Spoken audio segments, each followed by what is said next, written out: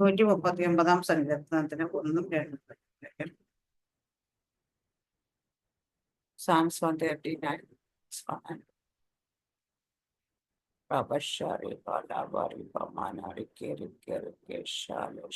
യഹോവേ, നീ എന്നെ ശോധന ചെയ്തറിഞ്ഞിരിക്കുന്നു.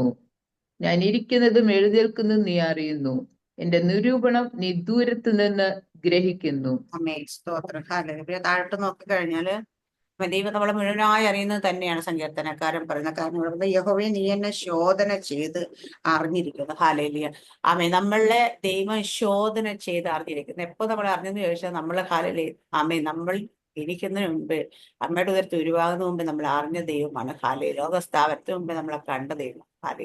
നമ്മുടെ ജീവിതത്തിൽ സകല കാര്യങ്ങളും ദൈവം അറിയാണ്ട് അല്ല സംഭവിക്കണം. ദൈവത്തിന്റെ തിരുവചനം നമ്മളെ പഠിപ്പിക്കുന്നത് നിന്റെ തലയിൽ എത്ര മുടിയുണ്ടോ നീ അറിയുന്നില്ല, അതിലൊന്നും താഴ്വണ്ണ ഞാൻ അറിയാതെ വീഴുകയില്ല എന്ന് പറഞ്ഞെങ്കിൽ നമ്മുടെ ജീവിതത്തിൽ അതുപോലെ നമ്മുടെ നിരൂപണങ്ങളൊക്കെ നമ്മുടെ ചിന്തകൾ പോലും ലൂയ, നമ്മുടെ വിചാരങ്ങൾ പോലും നമ്മളുടെ അറിയുന്ന ദൈവമാണ്. നമ്മളെ മാത്രമല്ല നമുക്കുള്ള സകലത്തെയും ദൈവം അറിയും. ന്യായാധിപന്മാരുടെ പുസ്തകം എടുത്തു കഴിഞ്ഞാൽ 6-ാം അധ്യായത്തിന്റെ 25-ാം വാക്യം നമ്മൾ വായിക്കുന്നത്, അന്ന് രാത്രി യഹോവ അവനോട് കൽപ്പിച്ചത്, നിന്റെ അപ്പന്റെ ഇളയ കാളയെ 7 വയസ്സുള്ള രണ്ടാമത്തെ കാളയെ കൊണ്ടിരുന്ന് നിന്റെ അപ്പനുള്ള ബലിപീഠം ഇടിച്ച് അതിനരികെ അശേര പ്രതിഷ്ഠ വെട്ടിക്കള. ഹല്ലേലൂയ. അപ്പം ഗിദെയോനോട് പറയാണ്, നിന്റെ അപ്പന്റെ ഇളയ കാളയെ 7 വയസ്സുള്ള രണ്ടാമത്തെ കാളയെ. അപ്പൊ അപ്പന് കാളയുണ്ടെന്നും ആ കാളയ്ക്ക് എത്ര വയസ്സുണ്ടെന്നും അത് എത്രാമത്തെ കാളയാണെന്നും വരെ കൃത്യമായി അറിയുന്നത്. അപ്പോൾ നമുക്കുള്ളവരെല്ലാം അറിയുന്ന വെച്ചാൽ നമ്മുടെ തൊഴുത്തിലുള്ളതിനെ കൂടി അറിയാം. അന്നത്തെ കാലത്ത് ഇടയന്മാർക്ക് തൊഴുത്തിൽ പശുക്കളും ആടുകളും ഒക്കെയാണ്. പക്ഷേ ഞാൻ പറയും, നമ്മുടെ വീട്ടിൽ കോഴി ഉണ്ടെങ്കിൽ അതിനെ പോലെ അറിയുന്നൊരു ദൈവം എന്ന് ആലോചിച്ച് നോക്കിയേ. ഹല്ലേലൂയ.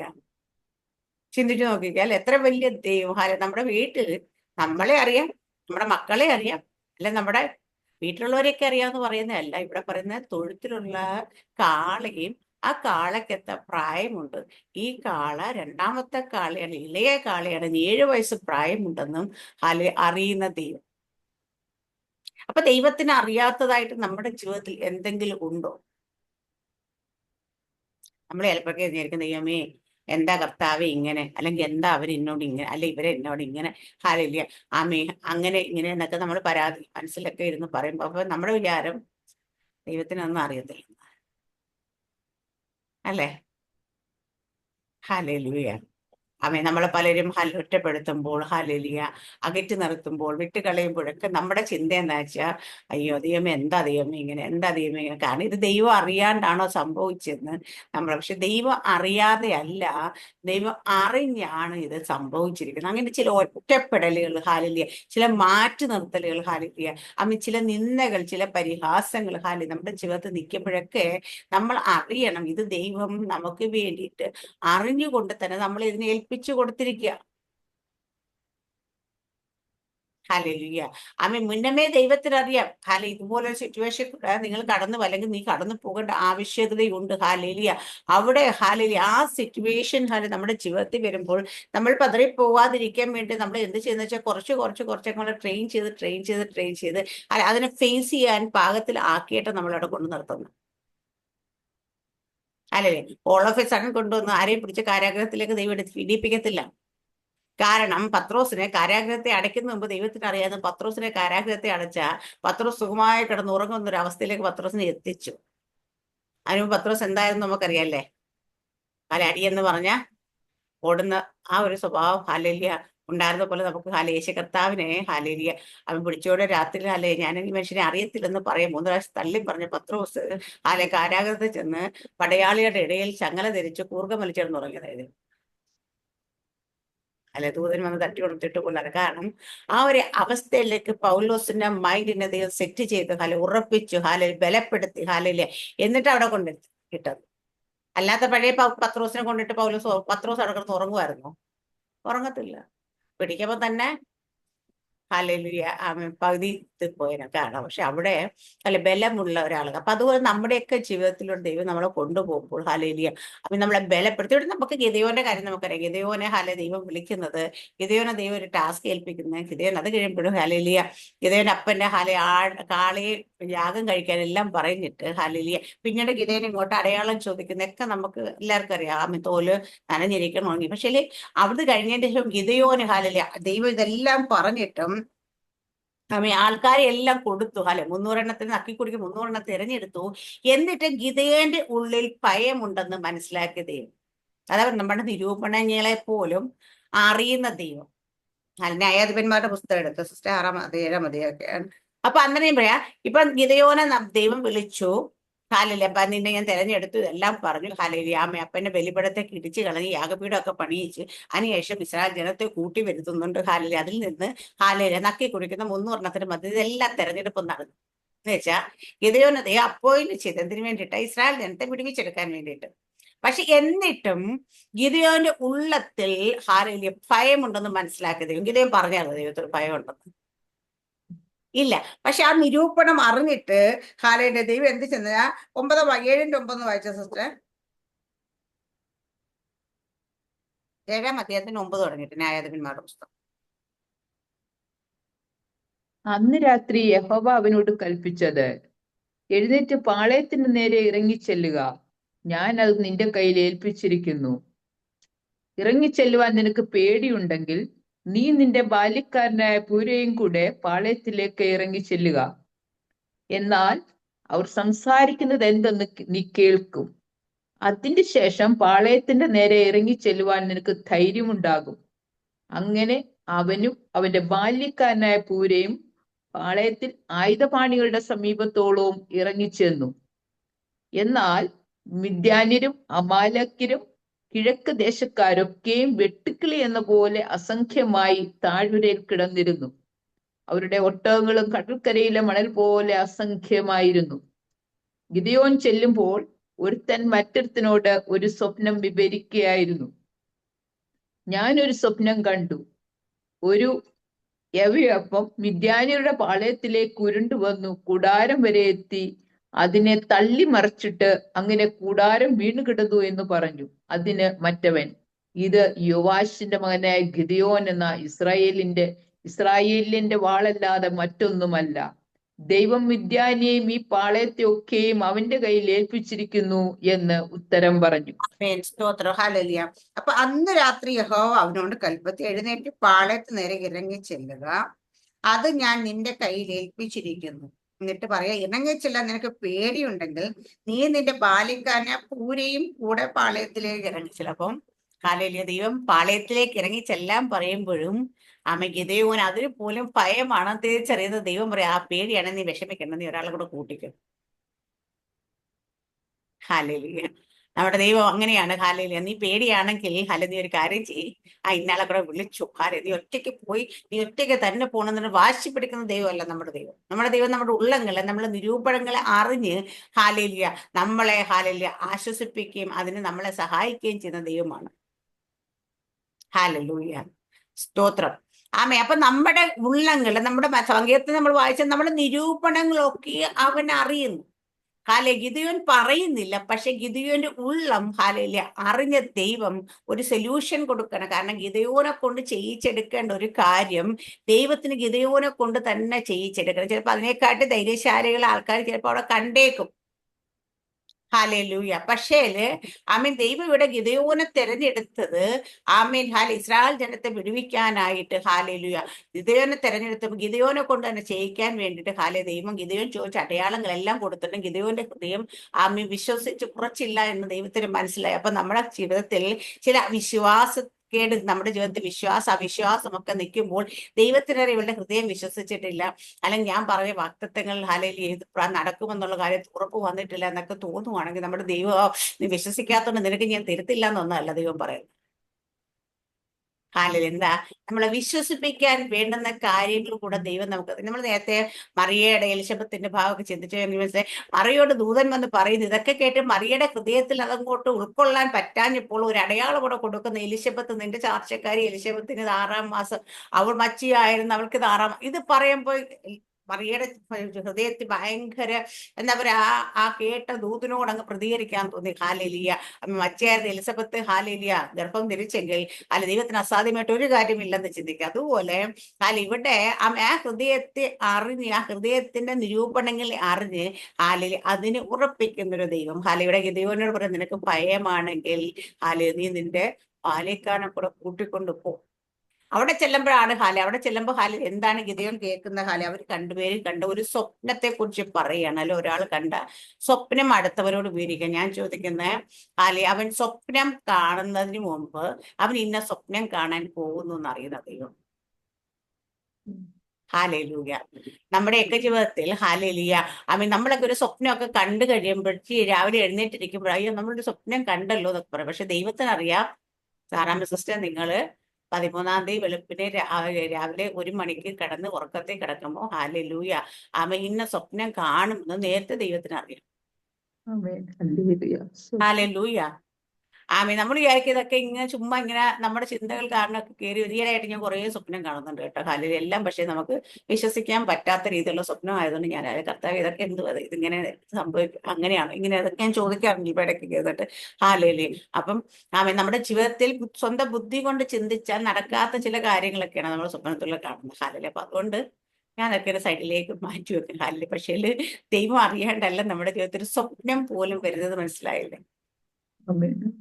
ഹാലേലൂയ. ചില ആൾക്കാർ പറയാൻ ഞാൻ ഉപയോഗിക്കണ്ടോ, ഞാൻ സ്വപ്നത്തിൽ പോലും വിചാരിച്ചത് സ്വപ്നത്തിൽ വിചാരിക്കുന്നതൊക്കെ ഹാലേലൂയ നമുക്ക് അസാധ്യമായ ചിലപ്പോൾ കാര്യം നമ്മൾ സ്വപ്നം കാണാൻ വേണ്ടി ചിലവൊന്നും ഇല്ലല്ലോ എന്നൊക്കെ പറഞ്ഞ ആൾക്കാർ സ്വപ്നം കാണുന്ന ദൈവം. അങ്ങനെ പകൽ സ്വപ്നം കാണുന്നതിനെ കുറിച്ചല്ല ഞാൻ ഈ പറയുന്നത്. രാത്രിയുടെ യാമങ്ങളെ ദൈവം തരുന്ന ചില സ്വപ്നങ്ങൾ ഹാലേലൂയ അത് ദൈവം തരുന്നതാണ് നമ്മുടെ ജീവിതത്തിൽ സ്വപ്നം തന്നാൽ പോലും. ഹാലേലൂയ. ഇവിടെ ഗിദെയോന്റെ ദൈവം പറയുമ്പോൾ അവന്റെ ഹൃദയത്തെ അറിഞ്ഞ് അവന്റെ ഉള്ളിൽ ഭയമുണ്ടെന്ന് തിരിച്ചറിഞ്ഞ് ദൈവം ഒരു സൊല്യൂഷൻ കൊടുക്കുവാണ്. ഹാലേലൂയ. നീ ഇതിന്റെ ഒറ്റയ്ക്ക് പേടിയാണ്, നീ കൂട്ടുകാരനെ കൂടെ കൂട്ടിക്കോ. ചില അപ്പന്മാര് കരുന്നായിട്ടിട്ടുണ്ടോ, എന്താ നിനക്ക് കൊണ്ട് പേടിയാണോ, പോയിട്ട് വാ എന്നൊക്കെ പറയും. കാരണം ആ പേടിയൊക്കെ അങ്ങോട്ട് മാറട്ടെ എന്ന് പറയും. പക്ഷെ ദൈവം അങ്ങനെ പറയുന്നത് ദൈവമല്ല. ദൈവം പറയും, മോനെ നിനക്ക് പേടിയാണോ, നീ ഒരാളെ കൂടെ കൂട്ടിക്കൊണ്ട് നമ്മുടെ കപ്പാസിറ്റി അറിയുന്ന ദൈവം. ഹാലേലൂയ. അപ്പൊ ദൈവത്തിന് അല്ലെങ്കിൽ വിചാരിക്കാമെങ്കിൽ ദൈവനെ തെരഞ്ഞെടുത്ത് എന്തിനാ? ഇവരുമായിട്ട് ഒരു വലിയ യുദ്ധത്തിനും അല്ലെങ്കിൽ ഒരു ടാസ്കിന് പോയി ഇവർ ഓടിക്കാൻ വേണ്ടി തെരഞ്ഞെടുത്തതാ. അവനിങ്ങനെ ഭയപ്പെട്ടിരുന്നാൽ ശരിയാകത്തില്ല, അവരെ ഞാൻ ട്രെയിൻ ചെയ്തിട്ട് അവരുടെ ഭയമൊക്കെ മാറ്റിട്ട് അങ്ങനെയാണോ വിചാരിച്ചത്? അല്ല. ദൈവം അവന്റെ നിരൂപണങ്ങളെ ചിന്തകളെ അറിയുന്ന ദൈവം, നമ്മുടെ ഉള്ളങ്ങളെ ഉള്ളതുപോലെ അറിയുന്ന ദൈവത്തിന് മാത്രം നമ്മൾ പലയിടത്തും ഭയങ്കര ധൈര്യത്തോടു കൂടിയൊക്കെ നിൽക്കും. ചില ആൾക്കാരൊക്കെ നമ്മുടെ നേരെ എന്തെങ്കിലും ഇതൊക്കെ വന്നാൽ നമ്മളെ തിരിച്ചു ഓടത്തൊന്നുമില്ല. നമ്മളവിടെ നെഞ്ചുവിരിച്ചൊക്കെ നിൽക്കാതെ നിൽക്കും. പക്ഷെ നിൽക്കുമ്പോഴും നമ്മുടെ ഉള്ളം കിടുകിടാ വിറയ്ക്കുന്നത് മറ്റാർക്കും മനസ്സിലായില്ലെങ്കിലും നമ്മുടെ ദൈവത്തിന് മനസ്സിലാകും. ഹാലേലൂയ. അവിടെ പറയാം കൂട്ടിക്കൊണ്ട് അവിടെ ചെല്ലുമ്പോൾ അവര് കണ്ട ഒരു സ്വപ്നം എക്സ്പ്ലെയിൻ ചെയ്യും. ഈ സ്വപ്നം അവര് കാണുന്നതിന് മുമ്പേ അവർക്ക് ഇന്ന സ്വപ്നമാണ് ഞാൻ സ്വപ്നത്തെ കൊടുക്കാൻ അല്ലെ ഉറക്കത്തെ കൊടുക്കാൻ പോകുന്നതെന്ന് തിരിച്ചറിഞ്ഞ് കൊടുത്ത ദൈവം. ആ സ്വപ്നം കേൾപ്പിക്കാൻ വേണ്ടി മറ്റൊരുത്തനെ അവിടുന്ന് പറഞ്ഞു വിടുന്ന ദൈവം. ഒന്ന് ആലോചിച്ച് നോക്കാം നമ്മുടെ ദൈവത്തിന്റെ ഹാലേലിയ ആമേ ഹാലേലിയ. ആ ദൈവത്തിന്റെ വലിപ്പത്തെ കുറിച്ച് നിങ്ങളൊന്ന് ചിന്തിച്ചു നോക്കിയേ. ശത്രു പാളയത്തിലുള്ള ഒരുത്തന്റെ സ്വപ്നത്തെ നിയന്ത്രിക്കുന്ന ദൈവം. ഹാലേലൂയ. നമ്മുടെ നമ്മളെ അറിയാണ്ട്, നമ്മുടെ ദൈവം അറിയാണ്ട്, ഞാൻ പണ്ട് യേശു കർത്താവ് ഒരിക്കലും ഹല്ലേലൂയ ഞാൻ പറഞ്ഞ വചനത്തിൽ പണ്ടല്ല ഹല്ലേലൂയ പറഞ്ഞ വചനത്തിൽ പീലാത്തോസിന് മുമ്പിൽ നിന്ന് പറയുന്നു. പീലാത്തോസ് പറയാണ്, നീ സംസാരിക്കും, നീ പറ, നിന്നെ വിടുവിക്കാനും രക്ഷിക്കാനും കഴിയുന്ന ഞാൻ ഇവിടെയുണ്ട്. അപ്പൊ യേശു കർത്താവ് പറയുന്നത്, മുകളിൽ നിന്ന് കൊടുക്കാതെ നിനക്ക് എന്റെ മേൽ യാതൊരു അധികാരവുമില്ല. ഹാലല്ലേ, മുകളിൽ നിന്ന് കൊടുക്കാതെ ഒരു മനുഷ്യനും എനിക്ക് വേണ്ടിയിട്ട് ഒരു ഫേവർ ചെയ്യാൻ പറ്റത്തില്ല. എന്നെ ഒന്ന് സഹായിക്കാൻ പറ്റത്തില്ല, എന്നെ അതുപോലെ ഒരു വാക്കുകൊണ്ട് നോവിക്കാൻ പറ്റത്തില്ല. പക്ഷെ ഹല്ലേലൂയ നമ്മൾ അങ്ങനെ ഒരു സിറ്റുവേഷനിൽ കൂടെ നമ്മൾക്ക് കുത്തും വേദനയും പരിഹാസവും കുത്തുവാക്കുകളിലൂടെ ഒക്കെ നമ്മൾ കേട്ട് നമ്മൾ കടന്നു പോകുന്നെങ്കിൽ നമ്മൾ അറിയേണ്ട ഒരു കാര്യമുണ്ട്. ഹാലേലൂയ ദൈവം അനുവദിച്ചു കൊടുത്തു നിന്നെ ഹാലേലൂയ അങ്ങനെ പറയാൻ വേണ്ടി. പക്ഷെ ഇത് പറയുമ്പോൾ, ഇത് അനുവദിച്ചു കൊടുക്കുമ്പോൾ അവർ ചിന്തിക്കുന്ന കണക്ക്, ഓ ദൈവം അവളെ എന്റെ കയ്യിൽ ഇട്ടല്ല, അവനെ എന്റെ കയ്യിൽ ഇട്ട് തന്നേക്ക്, എനിക്കിപ്പോ എന്തും പറയാം. അവർ തിരിച്ചു പറയുന്ന സിറ്റുവേഷൻ അല്ലെങ്കിൽ ഉപദ്രവിക്കാം. ആ ഉപദ്രവം അവരുടെ ശരീരത്തിൽ ഏൽക്കുമ്പോൾ അത് പ്രോബ്ലം ഇല്ലാതെ ചിന്തിക്കുമ്പം, പക്ഷെ മറ്റൊരു സൈഡ് നമ്മൾ കാണാതെ പോകരുത്. ദൈവം കണ്ടുകൊണ്ടിരിക്കുന്ന ദൈവം നിന്നെ തൊടുന്നു, എന്റെ കൺമണിയെ തൊടുന്നു ദൈവം പറയുമ്പോൾ നമ്മളുടെ ജീവിതത്തിൽ ഒരു വാക്കുകൊണ്ട് നമ്മളെ വേദനിപ്പിക്കുന്നവർക്ക് ദൈവത്തിന്റെ പക്കൽ നിന്ന് ശിക്ഷയുണ്ട്. ഹല്ലേലൂയ. നമ്മൾ കേട്ടിട്ടുണ്ട് ഹാലേലിയ. ചില സുവിശേഷകന്മാര് ഹാലേലിയ ചില സ്ഥലങ്ങളിലേക്ക് ചെന്നപ്പോൾ സെപ്റ്റിക് ടാങ്ക് തുറന്ന് ആ മലം വാരി നിറച്ച ഹാലേലിയ അങ്ങനെ വരെ ഉപദ്രവിച്ചത്. പക്ഷെ അവരൊന്നും മിണ്ടാതെ അവിടെ മടങ്ങിപ്പോയത്. പക്ഷെ അവിടെ നിന്ന് ഒന്നും മിണ്ടാതെ മടങ്ങിപ്പോയപ്പോ മിണ്ടാതിരുന്ന ദൈവമല്ല നമ്മുടെ ദൈവം. ഒരു മാസത്തിൽ ആ ഗ്രാമത്തെ മുഴുവൻ കത്തിച്ച് കളഞ്ഞു. അതുപോലെ തീ ഇറക്കി നശിപ്പിച്ച് കളഞ്ഞ ദൈവമാണ്.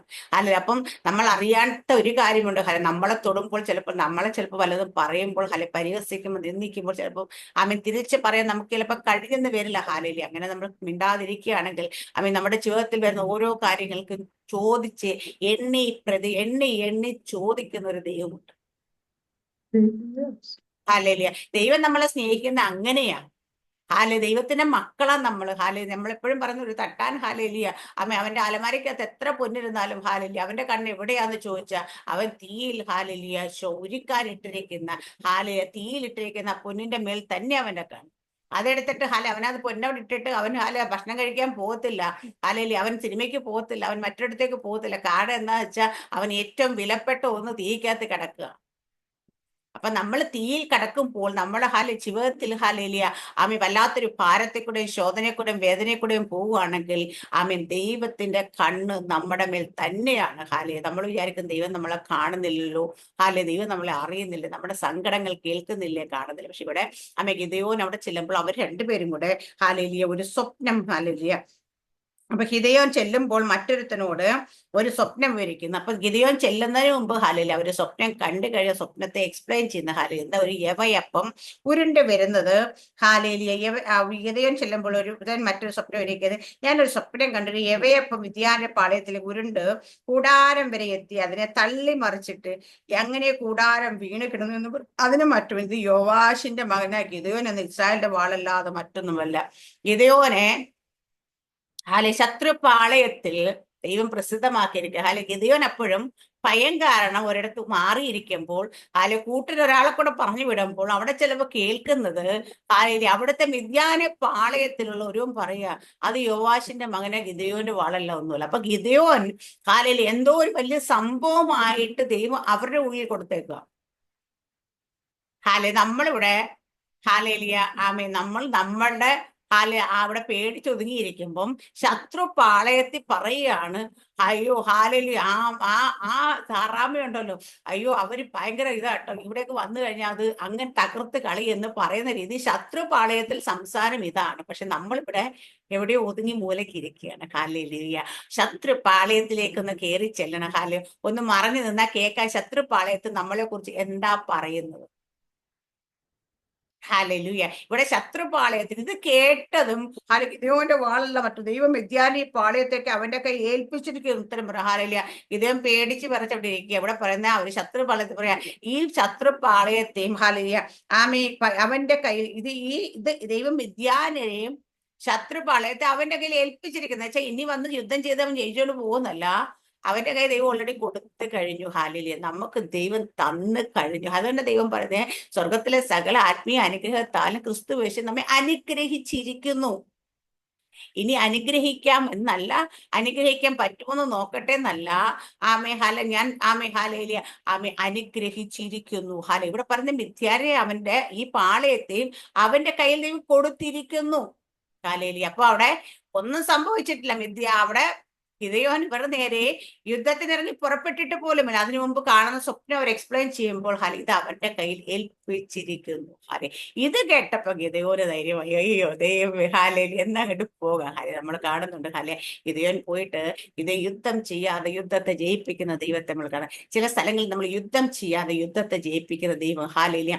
നമ്മുടെ നിരൂപണങ്ങൾ അറിഞ്ഞ്, നമ്മുടെ ഉള്ളിലെ ഭയം അറിഞ്ഞ്, നമ്മുടെ അവസ്ഥകൾ അറിഞ്ഞ് നമുക്ക് വേണ്ടി പ്രവർത്തിക്കുന്ന ദൈവമാണ്. അത് പ്രവർത്തിക്കുന്ന ഇടയാക്കിയിരിക്കുന്നത് എവിടെയാണ് ഹാലേലിയ? ഇടയാക്കുന്നത് ശത്രു പാളയത്തിൽ തന്നെ. നമ്മൾ പിന്നെ താഴോട്ട് വായിക്കും പറയാം, അവിടെ പോകുന്നു അവര് ഹാലേലിയ പന്തം കത്തി മൺകുടം പൊട്ടിച്ച് കാഹളം ഊതിയൊക്കെ ചെയ്യുന്ന സമയത്ത് എന്നാ പറയാ, ശത്രുപാളയത്തിൽ എന്താ സമയം? അവർ പരസ്പരം വാളെടുത്ത് അങ്ങോട്ടും ഇങ്ങോട്ടും വെട്ടാൻ തുടങ്ങി.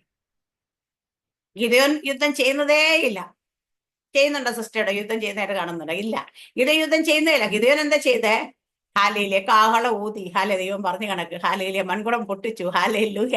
ആ കത്തിയ പന്തും പുറത്തു വന്ന്. ഹാലേലി ഇതൊക്കെ കണ്ടപ്പോഴത്തേന് 300 പേരെ മൂന്നടുത്ത് 100 ആൾക്കാരായിട്ട് നിർത്തി 3 സൈഡ് ഇത് ചെയ്തപ്പോ ശത്രു പാളയത്ത് പരിഭ്രമം പിടിച്ച ദൈവം പറയണി പരിഭ്രമം പിടിപ്പിച്ച് അവർ അന്യോന്യം വളരെടുത്ത് വെട്ടി യുദ്ധം ചെയ്യാതെ യുദ്ധത്തെ ജയിപ്പിച്ച് ഒരുവനെ കൊണ്ടു നിർത്തപ്പോ അവൻ യുദ്ധം ചെയ്യാൻ പ്രാപ്തനാണോ ഇല്ലെന്ന് ദൈവത്തിന് അറിയാം. ചില സ്ഥലങ്ങളിലെ യഹോവ നമുക്ക് വേണ്ടി യുദ്ധം ചെയ്യും. നമ്മളോട് പോരാടുന്ന ഒരു ദൈവം. ശത്രുവിന്റെ നിരൂപണങ്ങളെയൊക്കെ അറിയുന്ന ദൈവം. നമ്മുടെ ഹൃദയത്തിലെ നിരൂപണങ്ങളെ അറിഞ്ഞ് ചിലയിടത്തൊക്കെ ദൈവം നമ്മളെ ജയമാക്കി മാറ്റും. ഭയന്നിരിക്കുന്ന അവസ്ഥകൾ നമുക്കുണ്ടാകും, പേടിച്ചിരിക്കുന്ന അവസ്ഥകളുണ്ടാകും. പക്ഷെ നമ്മൾ അങ്ങനെ ഇരിക്കുമ്പോഴും നമ്മുടെ ഹൃദയത്തിൽ എന്താണ് നമ്മൾ ചിന്തിക്കുന്നതെന്ന് അറിയുന്ന ദൈവം. നമ്മുടെ വിചാരങ്ങളെ പോലും ചിന്തനങ്ങളെ പോലും ശോധന ചെയ്യുന്ന ദൈവം.